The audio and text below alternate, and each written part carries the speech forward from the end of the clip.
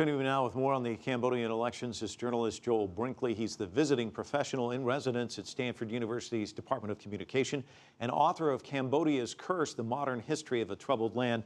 Joel, I know your first visit to Cambodia was at the age of 27. You're a longtime Cambodia watcher. What's your major takeaway from this election? Well, the fact is that even though Hun Sen's party has lost more seats than in previous elections, he will still control all the levers of government. He will control all the departments of government. His party controls almost every local government as well. What will change is that the opposition has the ability to block things in the parliament because you need a 70% vote to pass things in the parliament. But the parliament has largely been a rubber stamp for Hun Sen all along to begin with. So I don't foresee a great deal of change here. Okay, well, your title's pretty ominous. Cambodia's curse. The curse remains, then, I take it. Well, the curse of a country more than half of whose people live in the countryside and live by nature, meaning that they have virtually no income and they live by what they can eat and pick and grow.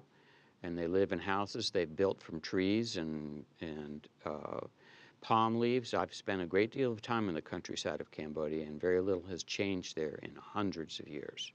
There was some violence as a result of the elections. Is that a surprise to you at all?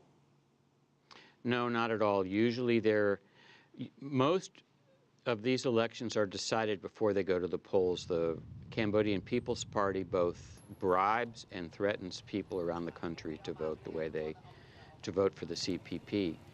But there are also frequent voting irregularities, people whose names are used twice, and other problems.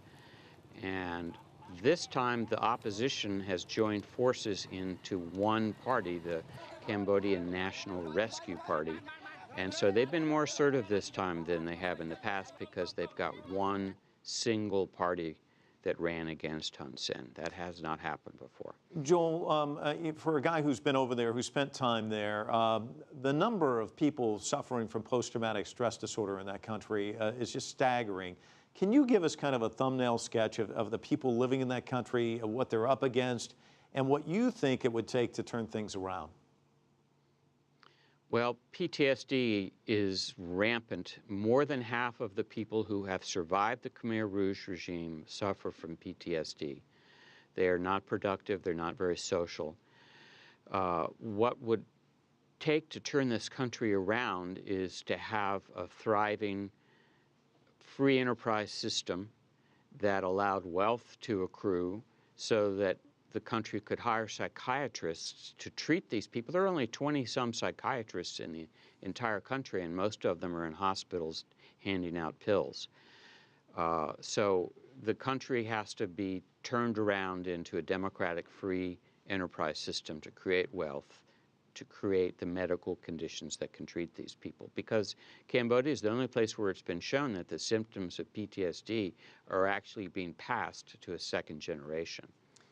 Sad commentary on a country that you obviously care a great deal about. Joel Brinkley joining us from California. Thank you so much for your insights.